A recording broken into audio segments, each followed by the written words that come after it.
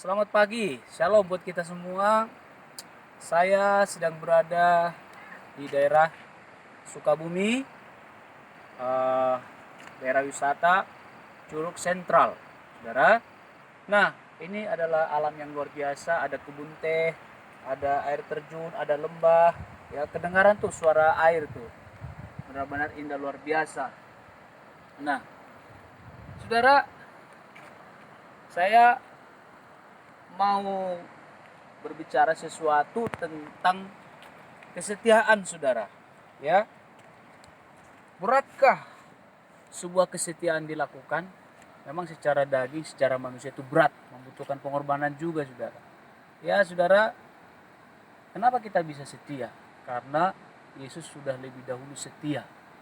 Dia setia melakukan kehendak Bapa, bahkan dia setia sampai taat mati di atas kayu salib.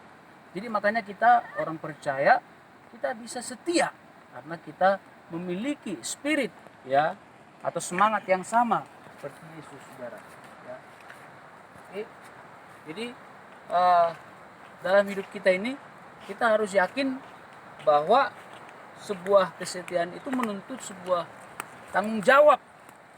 Ya, kita diberikan sebuah tugas atau diberikan sebuah mandat atau tanggung jawab, itu kita harus kerjakan dengan setia, saudara. Ya, jadi kalau kita baca di sebuah kitab atau kitab Amsal lah ya, dikatakan di sana banyak orang baik, saudara. Orang baik itu banyak, tapi orang yang setia itu sangat sedikit, saudara. Jadi betapa berharganya bahwa kesetiaan itu bagi kita para pemimpin, anak buah kita setia, ya. Bahkan juga terlebih kita mengerjakan sebuah pelayanan yang Tuhan berikan di dalam hidup kita. Ya, para gembala-gembala juga senang kalau dia mempunyai jemaat yang digembalakan itu setia, atau pelayan atau pekerja setia melakukan semua tugas-tugas yang dipercayakan. Firman Tuhan berkata, kalau kita juga setia perkara-perkara yang kecil, Tuhan akan mempercayakan perkara yang besar. Jadi saudara, kesetiaan itu nggak hanya di situ, akan naik level terus kepada hal-hal yang besar. Makanya di waktu kita masih level kecil, rendah, di bawah, kita harus mempersiapkan karakter kita yang baik, ya, karena ada buah-buah Roh Kudus dalam hidup kita.